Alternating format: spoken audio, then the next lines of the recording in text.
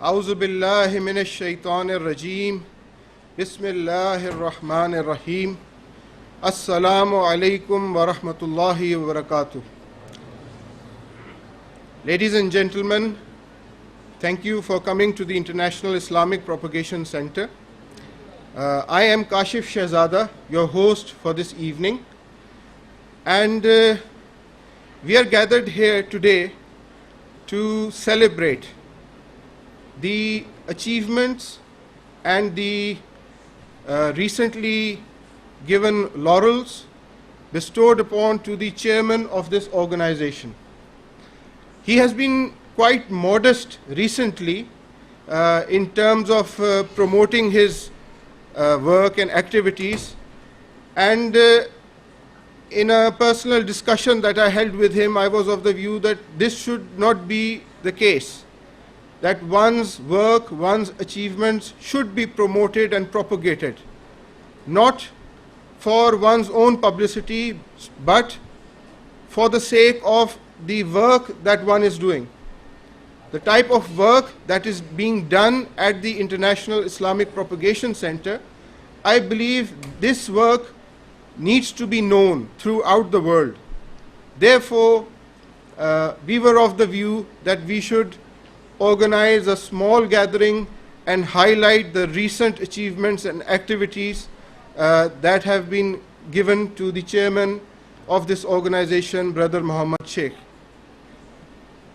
For those who are involved in the investigation of religion and belief, who take some time out to study religion, spirituality, and belief systems of the world, they are often faced with a dilemma. People who study various scriptures, various faiths, they often come at a problem, a point which troubles them. And that point is the sheer number of spokespersons who represent a faith or belief. It is no hidden phenomena that religions have diversity. Religions have variation within their belief systems. Which one is true? Which one is correct? A person who is a seeker of truth and knowledge, he is baffled often, or should I say bewildered, that there are so many voices, which one is correct? When we study Islam and Muslims, we see that the same holds true. When one studies Muslim communities and those people who claim to be affiliated with Islam, we see a number of divergent voices. One person says, follow this Imam, the other person says, no, you should follow the other one. One person has his own view and school of thought, the other person has his own. So which one is correct? How do we determine what is the right? Now this problem, I believe, has been somewhat solved by the chairman of this organization, Brother Muhammad Sheikh, by his approach in terms of propagating Islam. You see, Brother Sheikh, his position is that this book, the Quran, should be kept above all. The Quran is the word of Allah. It is the saying, the call of the messenger, and what it contains, what it ratifies is Islamic. What is refuted by the Quran is certainly not. Therefore, it follows from this basic premise that all opinions need to be kept underneath the Quran. So a person who is studying Islam, first and foremost, he or she needs to come to the Quran. See what does the Quran say about a particular topic or an issue under discussion. When we see the title of the lectures that Brother Muhammad Sheikh has delivered, we do not see any sectarian bias or any disputed talks. What we see are the title, what Al-Quran says about a subject. He has delivered above more than 50 lectures. All of these are publicly available. And he is advocating what Al-Quran says. I believe this is a very important point to understand, and it is the crux of the matter. Because at the moment, people, whether they are from a Muslim background or a non-Muslim background, when they come towards Islam, they study the phenomena of Islam, then they are confused and baffled by different viewpoints, by different, often contradictory statements. So the problem is solved by the brother by highlighting and bringing the Quran to the front. The Quran as the supreme source of understanding and legislation within the religion. This approach of his is not one of his own making. Mind you, ladies and gentlemen, I need to clarify this point. This is not his personal view, but one which is advocated within the book itself. We read in Surah 42, chapter number 42 and verse number 10, where Allah says, وَمَا اخْتَلَفْتُمْ فِيهِ مِنْ شَيْءٍ فَحُكْمُهُ إِلَى اللَّهِ. Whatever it is that you dispute about in anything, its hukum, its command should be referred to Allah. وَمَا اخْتَلَفْتُمْ فِيهِ مِنْ شَيْءٍ فَحُكْمُهُ إِلَى اللَّهِ. Whatever disputes you have, revert to Allah's commands for its reconciliation. And how do we refer to Allah? How do we approach Him? This is further clarified in Surah 6, verse number 114, where it is said, أَفَغَيْرَ اللَّهِ يَبْتَغِي حَكَمًا وَهُوَ الَّذِي أَنزَلَ عَلَيْكُمُ الْكِتَابَ مُفَصَّلًا. Shall I seek a source of law, a hakam, other than Allah, when He it is who has revealed to you the book which is fully detailed, which is fully elaborated? This is the approach that the brother has. He is putting forward the Quran, he is making the Quran in front of us, and in the light of the Quran, we have to judge anything and everything. So this is, I believe, the uniqueness, the unique selling point that Brother Sheikh has today when we compare him with other people who are doing similar kind of work, who claim to be propagating Islam on a missionary basis. How did Brother Sheikh start his journey? I believe I need to mention a few words about this, although many of those who are present here know him personally and would be aware of all this. But for the wider audience, for the general public, they need to know, how did all this start? Where did the journey begin? Well, as far as I know, it all started when the brother had a near-death experience. You might not know this. Some of you may not be aware. The brother, very long time ago in Karachi, had a near-death experience where some people had broken into his place of business, and they were attempting to cause a commotion there, and a struggle ensued between Brother Sheikh and those people. And the trigger was about to be pulled.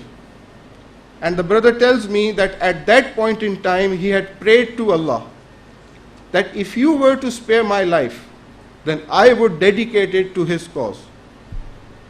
If my life were to be spared, within the blinking of the eye, the flashes of that moment, he prayed that if my life was spared, then I would dedicate that life to the cause of Allah. And that was the beginning of the journey. He tells me that he came home, the struggle was over, the people who were attempting to knock him down, they broke free and they went away, and then he thanked Allah for his life being saved, and he started studying the Quran with that belief. Furthermore, he had a career in the merchant navy, and through that career he had an opportunity to travel far and wide, hold discussions and conversations with people of many faiths and beliefs who would often challenge Islam, who would often take him to tasks. And that also made him grow and develop and be inquisitive as to what does the Quran really say about various things that he's being challenged for. And he also had an opportunity to go for the Hajj. He was stationed in the merchant liner that used to carry Hajj pilgrims, and he used to travel to Hajj. And during that period, whereby he had the opportunity of having solace and contemplation that gave him more insight and gave him more encouragement and motivation to dedicate himself for this noble cause. In 1987, as a result of all these experiences, Brother Sheikh started off what is now known as the International Islamic Propagation Center. The center was first established in a very small premises here in the city of Karachi, on a road called Allama Iqbal Road, which is just off Tariq Road. Many of you may be aware of that very premises. Well, it was a very small place with tiny small rooms, and the brother used to carry out his propagation activities and from that part. Then came a period whereby the brother was selected by the late Ahmad Didat, Sheikh Ahmad Didat, who was a scholar of comparative religion from South Africa and the winner of King Faisal Award. He's passed away now. He was then in contact with Brother Muhammad Sheikh, and Brother Sheikh used to distribute his videos and literature in Pakistan. And as a result of that communication, he was invited by Ahmad Didat to come to Durban, South Africa, to undergo studies in comparative religion. And mind you that he was the only Pakistani of that time who was selected for this by Ahmad Didat. Ahmad Didat had selected many people from all over the world to train them for the work of da'wah, for calling people to Islam, and Brother Sheikh happened to be the only one in Pakistan who was chosen for the purpose. After returning from South Africa, the brother was armed with knowledge from comparative religion. His knowledge and understanding of the Quran was already there, and combining the both, he started to give public lectures. This was a period in the life of the International Islamic Propagation Center, what I would term as the period of FTC lectures. FTC, Finance and Trade Center, is a very important venue here in Karachi, situated near Shara Faisal. And that period saw him deliver talks on what does the Quran say on various topics in public, in front of capacity crowds, 400, 500, 700 people. And taking the message of the Quran in front of an audience consisting of, mind you, people of all beliefs, all walks of life, and some who are quite radical as well, knowing the society that we are in, is quite a brave task. It is quite, it's not an ordinary thing to do. After that period, the center was located in Defense, and again in a small shop near Gizri Boulevard. From then onwards, the center then shifted here in PCHS, Masjid-e-Rahmaniya Road. There was once a rented premises not very far away from here. Then, to make the work more potent, it was realized by the brother and by those who were involved within the cause that a purpose-built hall should be made available so that we are not dependent on external venues. If we wish to organize or hold lectures, then we should have our own premises for the purpose. And this very premises where, ladies and gentlemen, we are now very comfortably seated, this was established, alhamdulillah. So this hall was established in the early 2000s, and since then this has been serving the purpose of educating the people here in Karachi, as well as people around the world through the auspices of the internet, and taking the message of the Quran to all the four corners of the world. So this is where the journey began. I would say that there are numerous hidden achievements which, because of the modesty, as I cited before, have not been promoted to people.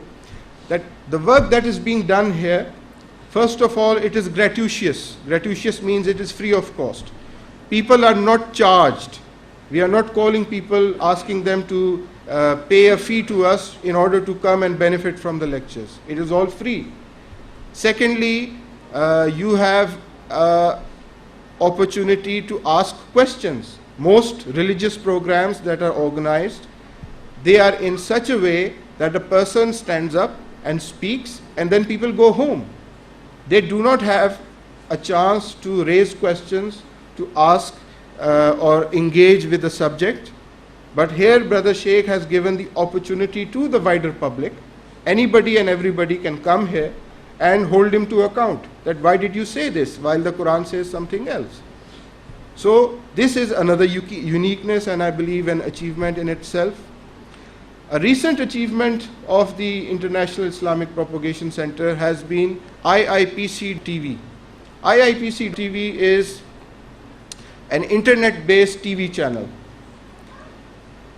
I would like to mention here that Brother Sheikh has faced tremendous opposition from certain quarters because of the message that he is delivering. Obviously, that opposition has all been prophesied. It's been foretold in the Quran that whenever the message of Allah is delivered, there are people who oppose that message.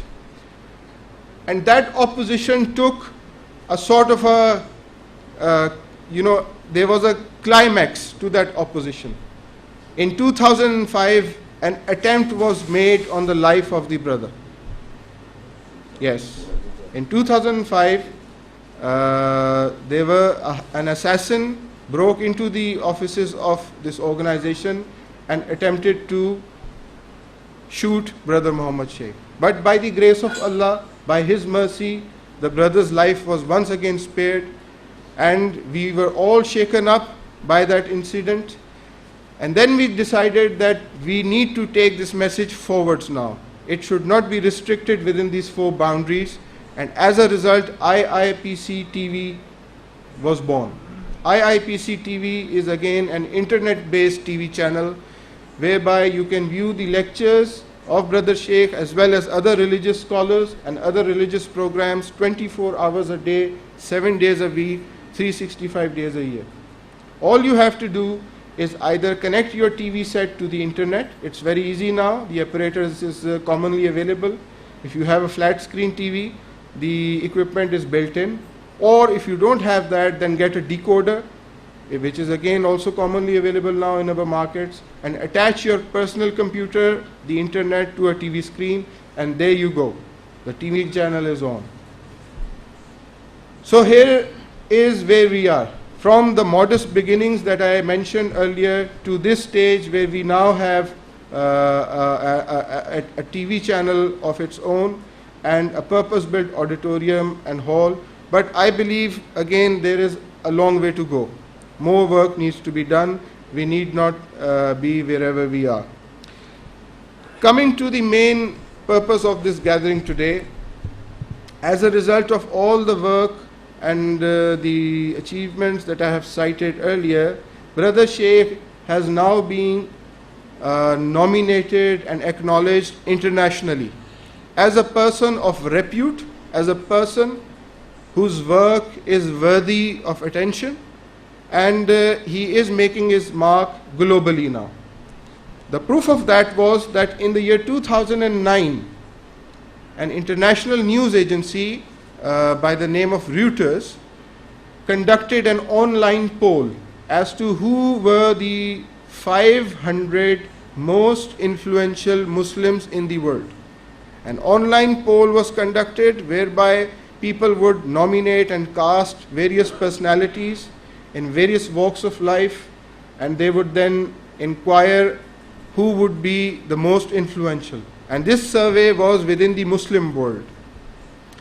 It gives me great pleasure to inform you that in that survey that Reuters undertook in the year 2009, Brother Sheikh came fourth, the fourth most influential Muslim in the world. According to that online survey, was Brother Muhammad Sheikh. I believe this is something really, worthy of attention and consideration. It is no small petty matter that you are nominated to that stage. Then, as a follow-up from that initial survey, in the year 2009 again, two research organizations, one based in Amman, Jordan, and the other one based in Georgetown University in the United States. These two organizations took that survey and made it more meaningful. These two organizations are the Royal Center for Strategic Islamic Studies in Amman, and that center has the patronage of His Royal Highness King Abdullah of Jordan, the royal family of Jordan. And the other one is the Center for Muslim Christian Understanding, which has the patronage of Prince Walid bin Talal of Saudi Arabia. These two organizations then formally undertook this task. The online survey was made more formal, that who really are the 500 most influential people living today within the Muslim world. And then they categorized various sectors. They categorized people as heads of state, as people from politics, people from religion, people from arts and culture, people from social work, and so on and so forth. And from those categories, they then did some research. Once again, in the 2010 edition of that survey, Brother Sheikh is included within those 500. Alhamdulillah. And I would also like to mention that if you see that survey, we have distributed some pages of that survey here, which I am holding in my hand. This particular survey, the 500 most influential Muslims, it is available free of cost online. If you go to the website, the address is mentioned inside. Simply go there and you can download the whole book. It's a really useful book. It gives quite a lot of information, statistics on the Muslim world itself. The diversity of beliefs, the schools of thoughts that are there, the demographics, which country has what type of people, and so on and so forth. And brief biographies of the influential Muslims as well. So it's a good, handy, useful compendium, I would say, that you should download and read. The 50 topmost of the 50 people out of the topmost are people who we would say in a survey of this sort, it is politically correct to include their name. The top of the list, they are heads of states mostly of a royal heritage, a royal lineage. Therefore, it is important that we don't want to displease anyone, but those names are there. But what really matters out of the politically correct names of people are the runners-up, the people who came afterwards. The most important list is the runners-up list. And within the runners-up list, Brother Muhammad Sheikh is mentioned as a preacher. He is included in the preacher category, and he happens to be the only preacher from all over the world who is mentioned as the most influential Muslim. No other preacher, we hear programs, we hear talks of many preachers all over the world, but nobody else could make it in the runners-up list of 2010. And I was personally also amazed why this is the case. I would say, Alhamdulillah, it is the potency, the power of the message that Brother Sheikh gives, which is based on the Quranic ayat, that exerts the influence on people. You see, Brother Sheikh, his position is that this book, the Quran, should be kept above all. The Quran is the word of Allah. It is the saying, the call of the messenger, and what it contains, what it ratifies is Islamic. What is refuted by the Quran is certainly not. Therefore, it follows from this basic premise that all opinions need to be kept underneath the Quran. So a person who is studying Islam, first and foremost, he or she needs to come to the Quran. See what does the Quran say about a particular topic or an issue under discussion. When we see the title of the lectures that Brother Muhammad Sheikh has delivered, we do not see any sectarian bias or any disputed talks. What we see are the title, what Al-Quran says. about a subject. He has delivered above more than 50 lectures. All of these are publicly available. And he is advocating what Al-Quran says. I believe this is a very important point to understand, and it is the crux of the matter. So, Alhamdulillah, once again, this is an achievement in itself, a recognition, an accolade that the brother has won recently. So, I believe that this again is from Allah Himself. We read in the Quran in chapter number 3, verse number 26, Allah says, وَتُعِزُّ مَن تَشَاءُ وَتُذِلُّ مَن تَشَاءُ بِيَدِكَ الْخَيْرُ إِنَّكَ عَلَى كُلِّ شَيْءٍ قَدِيرٌ. Meaning, you give honor to who you will. Allah gives honor to whom He wills. And you give ignominy. You give disgrace to whom you will. And in your hand is all betterment, and you have power over all things. So the honor that people are given in life is from Allah. We also read in chapter number 6, verse number 132, لِكُلِّ دَرَجَاتٍ مِمَّا عَمِلُوا. For all our darajat, our ranks, because of the actions that they do, because of the deeds that they have. So if we have good deeds, if we have deeds which are in the sight of Allah correct, then Allah elevates our honor and our status. Finally, I would like to thank all the people who have supported the International Islamic Propagation Center over the years. It has been a very interesting journey for all of us, and I would particularly like to mention the people who have donated us in cash and in kind, who have supported us financially. I would like to thank the staff of the IIPC who have worked arduously, often at very inconvenient hours, and managed all these operations, that you see. I would like to thank the volunteers, people who have voluntarily come here and helped set up and organize all the activities. And thank you to all of you for being present here. Now, without further delay, I'd like to call Brother Muhammad Sheikh to say a few words and recite a few verses and du'as from the Quran. Brother Muhammad Sheikh.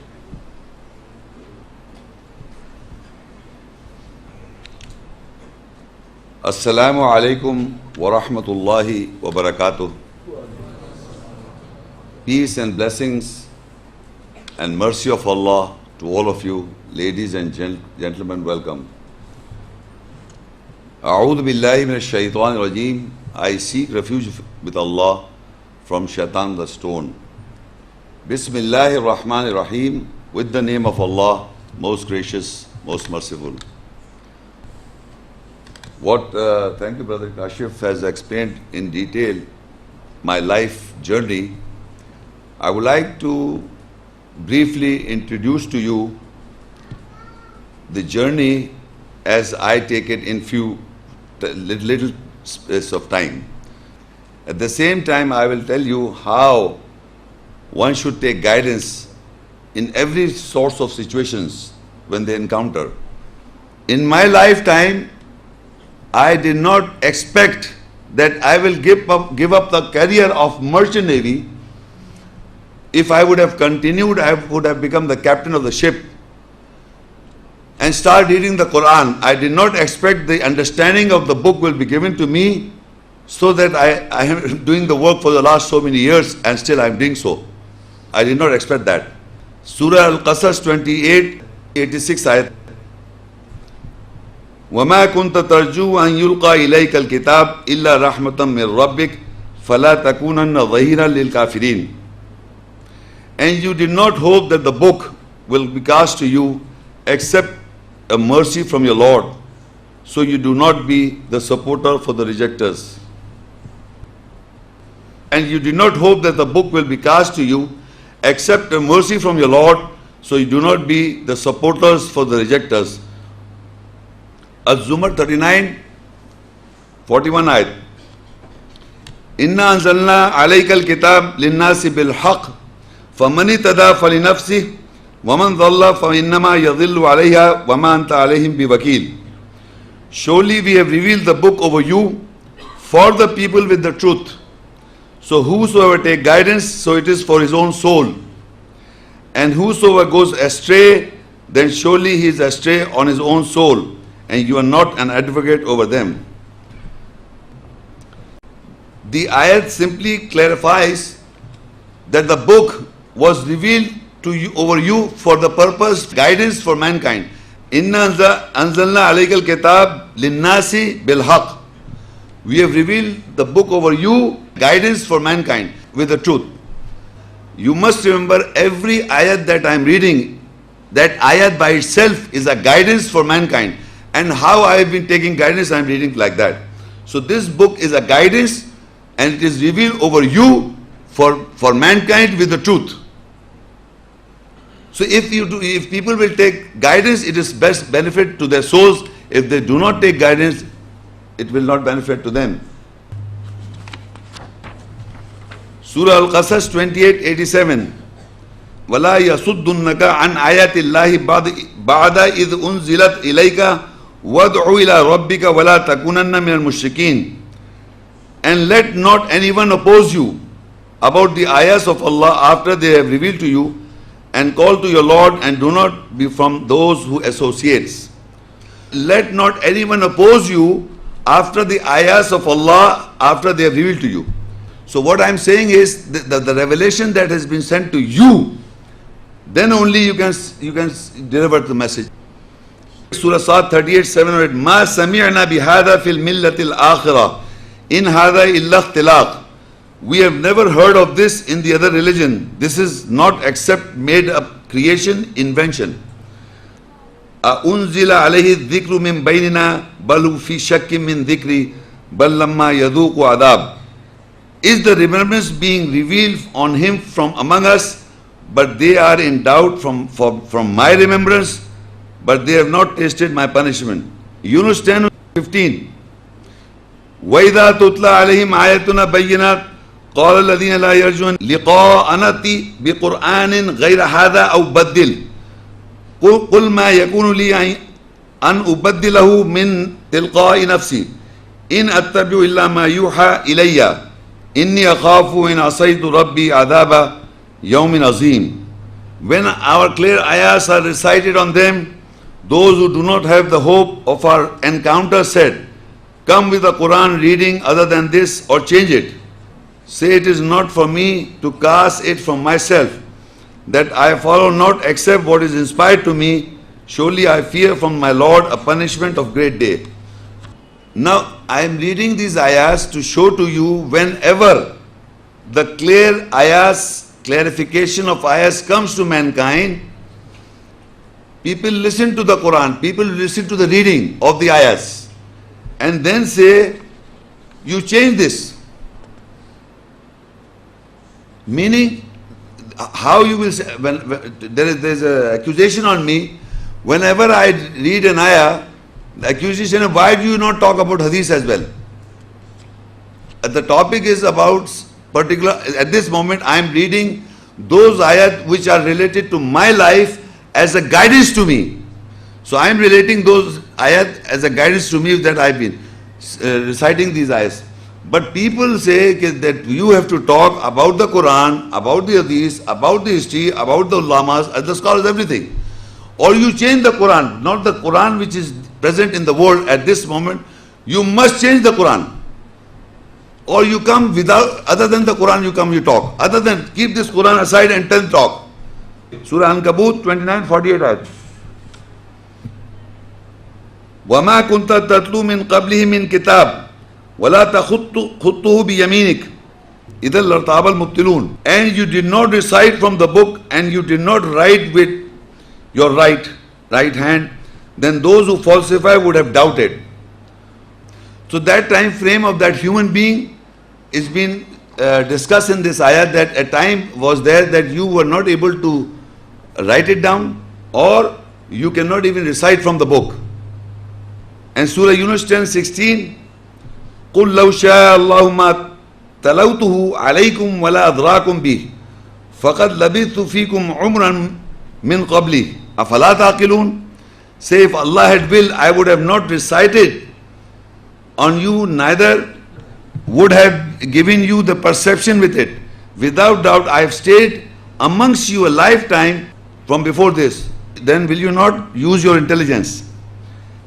At this moment in this hall, my family members know there was a time where he did not knew about the ayahs. We all know this. How he becomes the guidance that you also do not know at time anything about the ayahs. Is it true? It is normal. So how whenever the ayahs are known to you, so there is a time when you did not knew, neither you did not recite it from the book, neither you wrote from the book, neither you can explain from the book, until unless Allah guides. So at this moment there are people, my family members know me at the age of 33. I started this. So what I am saying, he knows me that a time was that I had no knowledge of the book. I could not speak a word from the book. And this is a normal thing. Nobody learns, even if you have memorized the Quran. Even if you in a childhood, if you have memorized the Quran, you cannot speak about the Quranic ayahs until Allah reveals. So there is a time with everybody that a man doesn't know anything. So same thing Allah is writing, that nothing, something new. That there are people among the people that when he start talking about the ayahs, so people know this. Surah Al-Anfal 8, 30 and 31. وَإِذْ يَمْكُرُ بِكَ الَّذِينَ كَفَرُوا لِيُثْبِتُوكَ أَوْ يَقْتُلُوكَ أَوْ يُخْرِجُوكَ وَيَمْكُرُونَ وَيَمْكُرُ اللَّهُ وَاللَّهُ خَيْرُ الْمَاكِرِينَ. And when those who rejected planned with you to fix you or kill you or expel you, and they planned, and Allah planned, and Allah is the best of the planners.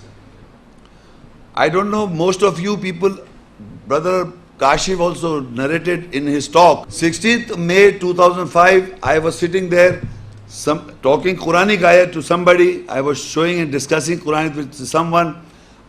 Some gunman broke in and fired a shot on my face. The bullet went from here and it went from here. And 8 teeth are broken. These are artificial 8 teeth. And this is in 2005. Almost a year, my whole face and everything was revived again with artificial 8 teeth. And I delivered maximum lectures after that. Maximum. That my whole life lectures till 2005, and after that almost most of the lectures I delivered. And to the police I said, I forgive him, whoever shot me. But I am doing the work, I will do it more, and I will do it. Then we planned for internet, TV and a channel, and we are all broadcasting all over the world. And when those who reject plan to fix you or kill you or expel you, and they plan, and Allah is the best of the planners. Surah Al-Anfal 8:31. وَإِذَا تُتْلَى عَلَيْهِمْ آيَاتُنَا قَالُوا قَدْ سَمِعْنَا لَوْ نَشَاءُ لَقُلْنَا مِثْلَ هَذَا إِنْ هَذَا إِلَّا أَسَاطِيرُ الْأَوَّلِينَ. And when our ayahs are recited over them, they say, without doubt, we have listened. And if we want, we would have said similar to this, that this is nothing except the lines of the earlier ones. You see, whenever the ayahs, I have taken the ayahs from the Quran, and I am reading the ayahs, and you people are listening to the ayahs and trying to understand what I am trying to convey. So people think this is not big. I can also take up the Quran, take out the Quran and take few ayahs from here and there, and we can also recite. What's the big deal about it? If Muhammad Shaykh can recite the ayahs like this, or any to whom this person is, why there is nobody killing you or nobody fighting with you if you can recite the ayahs? People are reciting the ayahs, translating and giving sermons. Nobody's, and they have huge, massive audiences.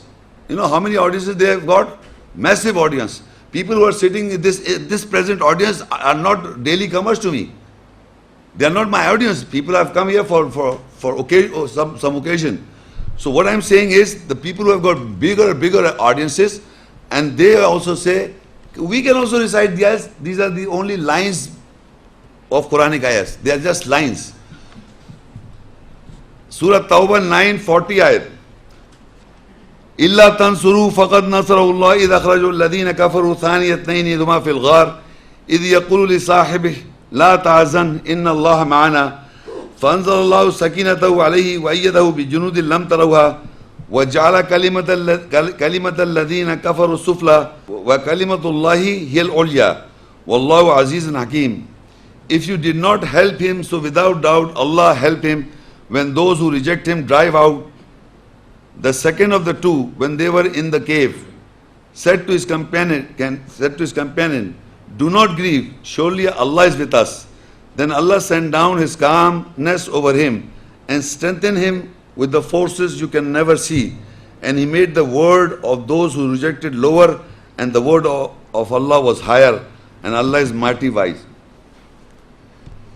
What I'm saying is, I was reciting, I felt that La Tazan in Allah Ma'ana, that my messenger Muhammad Rasulullah is saying, do not fear, do not grieve, Allah is with us. And every person at that time knew, when they used to come to me, I said, I will live inshallah.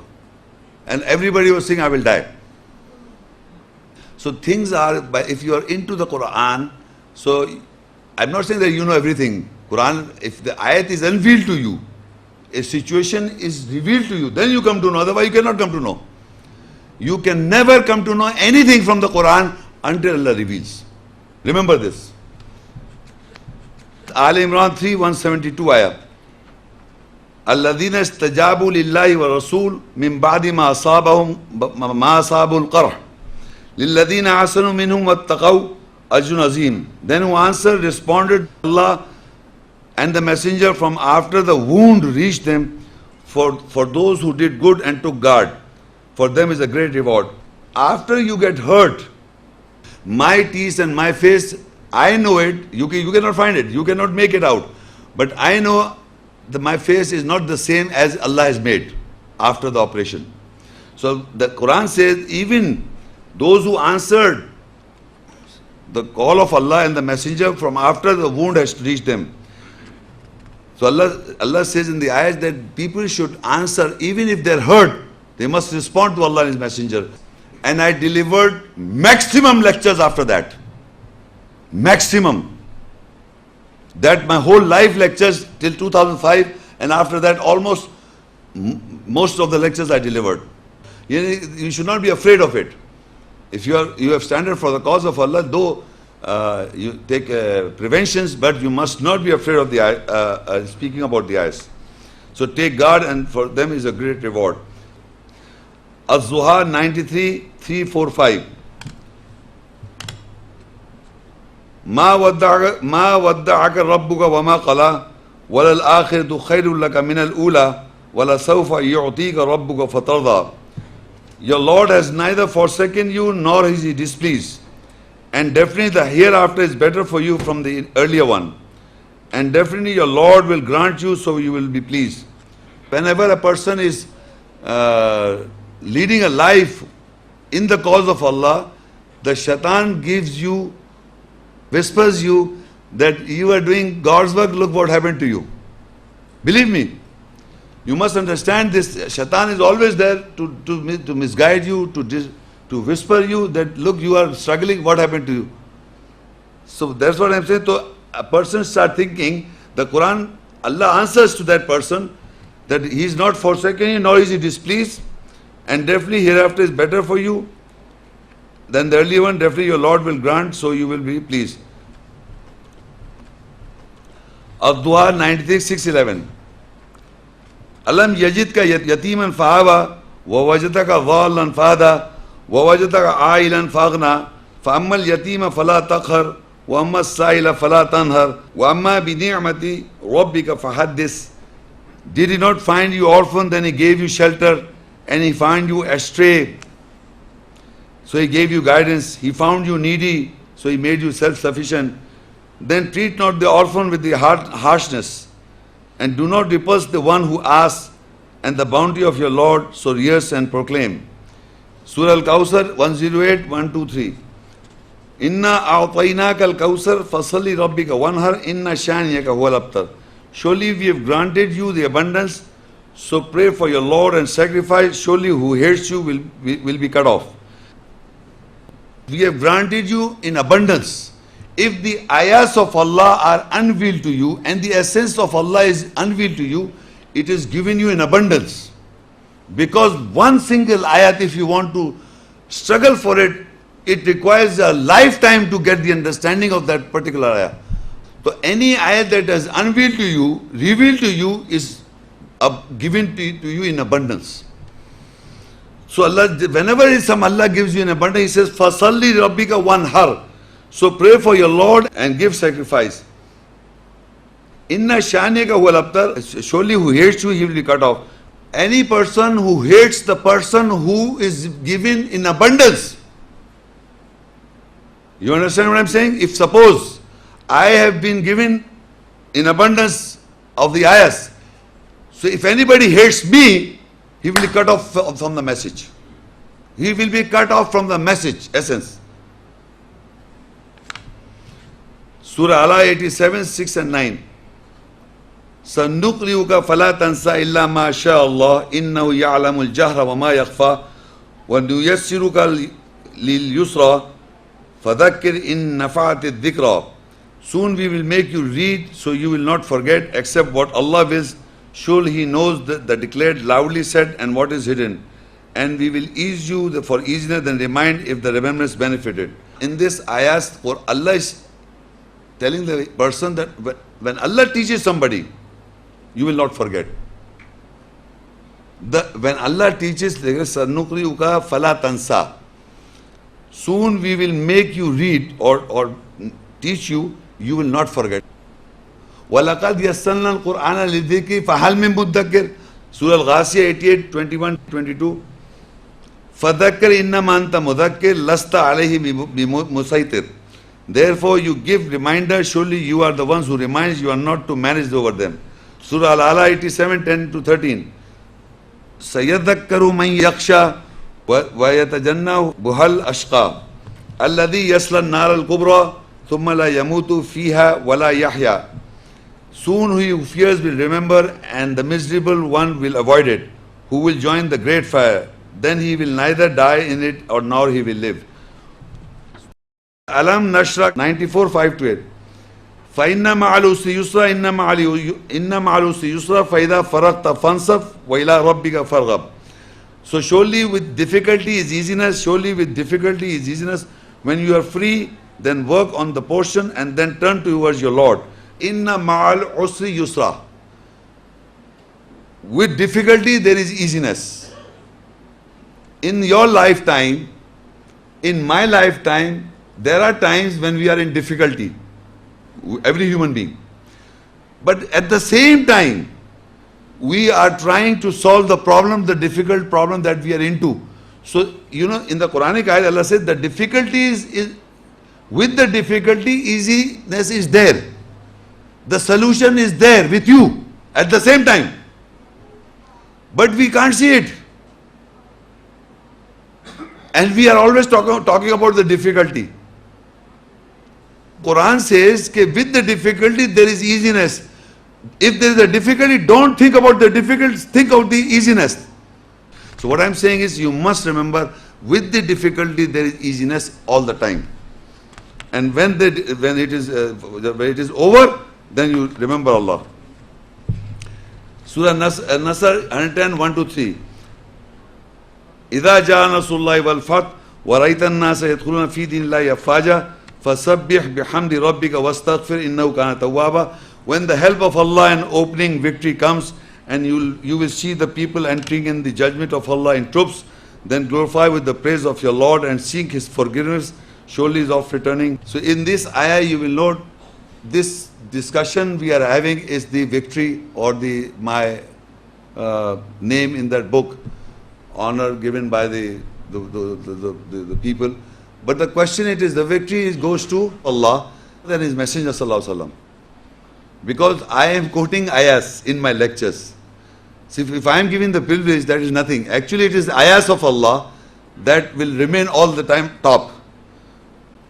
So what I am saying is that whenever the help of Allah and the opening victory comes, you will see the people joining in the judgment of Allah in troops, meaning they will be combatant, and they will learn the ayahs, they will educate themselves, they will arm themselves to defend themselves, their belief, and educate others. And when you see this, Allah says then, فَسَبِّحْ بِحَمْدِ رَبِّكَ وَاسْتَغْفِرْ إِنَّهُ كَانَ تَوَّابًا. Then glorify with the praise of your Lord and seek His forgiveness. Surely is of returning. Surah Al-Fatah 48, 1-3. إِنَّا فَتَحْنَا لَكَ فَتْحًا مُبِينًا لِيَغْفِرَ لَكَ اللَّهُ مَا تَقَدَّمَ مِنْ ذَنْبِكَ وَمَا تَأَخَّرَ وَيُتِمَّ نِعْمَتَهُ عَلَيْكَ وَيَهْدِيَكَ صِرَاطًا مُسْتَقِيمًا وَيَنْصُرَكَ اللَّهُ نَصْرًا عَزِيزًا. Surely we opened, gave victory for you, a clear opening victory, so that Allah will forgive you your faults of the past and those to follow. And He will complete His favor on you, and He will guide you on the straight path. And Allah will help you with the powerful help. Surah Tawbah 9:99 ayat. وَمِنَ الْأَعْرَابِ مَنْ يُؤْمِنُ بِاللَّهِ وَالْيَوْمِ الْآخِرِ وَيَتَّخِذُ مَا يُنْفِقُ قُرُبَاتِ عِنْدَ اللَّهِ وَصَلَوَاتِ الرَّسُولِ أَلَا إِنَّهَا قُرْبَةٌ لَهُمْ سَيُدْخِلُهُمُ اللَّهُ فِي رَحْمَتِهِ إِنَّ اللَّهَ غَفُورٌ رَحِيمٌ. And from the Arabs who can translate into Arabic language, who understand the Arabic language, they are born Arabs, whosoever believes in Allah in the last day and what they spend to have closeness in the nearness of Allah and the prayers of the Messenger, surely the closeness is for them. Soon Allah will admit them in His mercy. Surely Allah is forgiving, merciful. Surah Tawbah continue with 900. وَالسَّابِقُونَ الْأَوَّلُونَ مِنَ الْمُهَاجِرِينَ وَالْأَنصَارِ وَالَّذِينَ اتَّبَعُوهُم بِإِحْسَانٍ رَضِيَ اللَّهُ عَنْهُمْ وَرَضُوا عَنْهُ وَأَعَدَّ لَهُمْ جَنَّاتٍ تَجْرِي تَحْتِهَا الْأَنْهَارُ خَالِدِينَ فِيهَا أَبَدًا ذَلِكَ الْفَوْزُ الْعَظِيمُ. And the preceding from the earlier ones, from those who migrated and who are helpers, and those who follow them with goodness, Allah is pleased about them and they are pleased about Him. And He has prepared for them gardens and rivers from flow beneath it, eternally live in it forever. That is a great success. In this ayat you will note there are as-sabiqun al-awwalun. They are the people who are the first. More than 20 years I've been doing all this. So there are people who are early people first. They have been from the beginning. There are many people who joined me and they went. But there are certain people who stood fast. So they are the awwal. In Arabic, awwal says awwalun, first, and the sabiqun. They are the, no, sabqat means who are ahead, who take more advantage. First, now suppose now in the future some people joining in troops, but their honor is separate because they have been doing it from the beginning with hardship. In the later stage, if people are joining, they will get the benefit. But those who are from the beginning, they are, Allah says, they are the preceding ones. Surah Al-Fatah 48-4. هُوَ الَّذِي أَنزَلَ السَّكِينَةَ فِي قُلُوبِ الْمُؤْمِنِينَ لِيَزْدَادُوا إِيمَانًا مَعَ إِيمَانِهِمْ وَلِلَّهِ جُنُودُ السَّمَاوَاتِ وَالْأَرْضِ وَكَانَ اللَّهُ عَلِيمًا حَكِيمًا. It is He who has sent down calmness in the hearts of the believers, so that they increases belief with their belief. And the forces of the skies and the earth are for Allah, and Allah is knowledgeable, wise. There were many problems, there were many, I was shot, and there are so many things I finished in simple period of time, but people remained steadfast, they didn't went here and there. So Allah give them their blessings. I will speak in my own words how and what I feel the honor that has been laid down by Allah on me in the book as mentioned by Brother Kashif.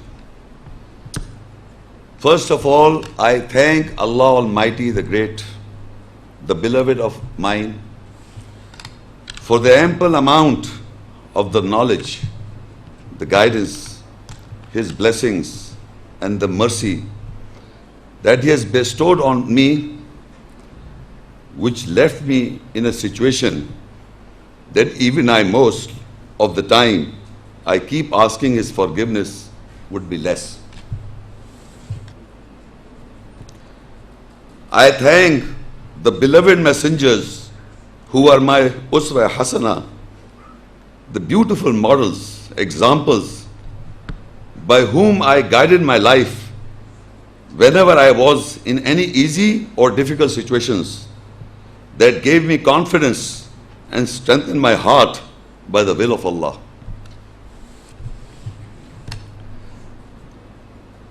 I am thankful to my deceased parents I was orphan when I was 16, when my father expired at the age of 47 and he left no money in the bank. And whatever little basic knowledge and guidance he could provide in a small little period of time was so beautiful that I became a strong-willed person for the goodness and truthfulness in a very, very young age. Then I am thankful to my deceased elder brother. He was 22 years of age when my father expired. He was epileptic from the childhood. Whatsoever meager means in his sickness, he stood firm as a young guardian for me. Then he died at the age of 42, leaving me the responsibility as a guardian to my younger brothers and sisters. I am thankful for my deceased beloved mother. In my journey as an orphan, continued with my mother who was not educated in schools.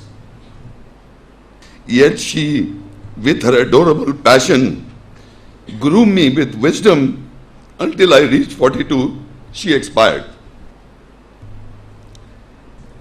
I am thankful to my younger brothers and sisters who were always at hand to stand with me of any kind of assistance in concerning my family matters.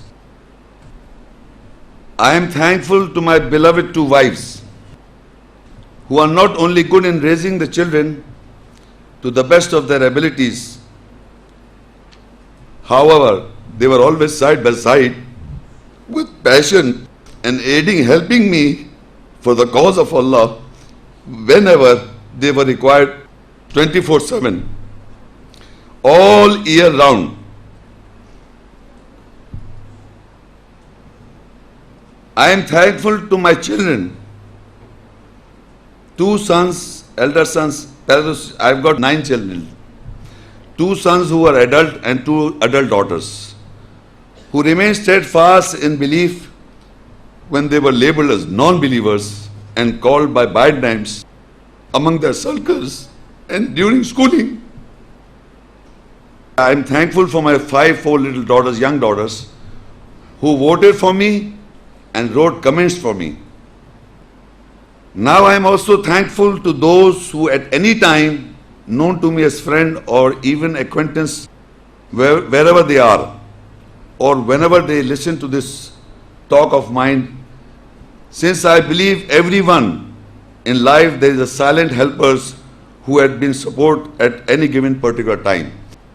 Now coming to the IIPC Center and IIPC technology and everything what Brother Kashif has said, I am thankful to my technical staff who in the past and now in the present, who did their work with full of energy and with enthusiasm with best of their abilities in making it a success in the form of recording the videos until to the finished product, that is DVDs, AVDs, uploading them on, for marketing on YouTube, IIPC Tube, Facebook, and IIPC Internet TV channel, which is shown all around the globe.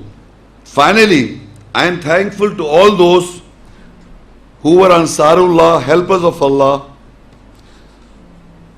who supplied financial support in the past wherever they may be.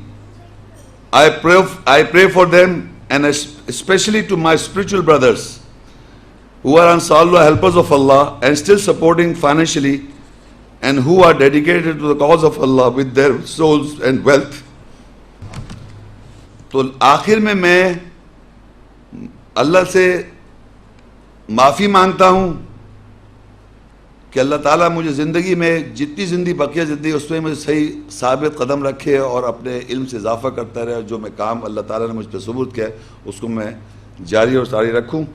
और मैं इस तमाम हज़रात से जो यहाँ मौजूद है उनसे माफ़ी मांगता हूँ कि कभी भी किसी वक्त किसी भी अल्फाज मेरे किसी को अगर बुरे लगे हों, ना कि जानी तौर पे ये जानस्ता तौर पे, मैं सबसे माफ़ी मांगता हूँ और उन लोगों से भी माफ़ी मांगता हूँ जो इस वक्त यहाँ मौजूद नहीं है।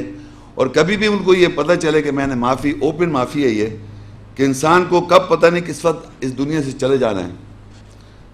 मैं माफ़ी मांगता हूँ सब उन लोगों से जो कभी मेरे दोस्त थे, कभी एक्वेंटिस थे, किसी तरह भी मेरा उनसे कभी ताल्लुक़ रहा तो हम आपस में कोई ना कोई ऐसी बात कह देते हैं। मैं उन सबसे माफ़ी मांगता हूँ। अल्लाह ताला हम सबको माफ़ कर दें।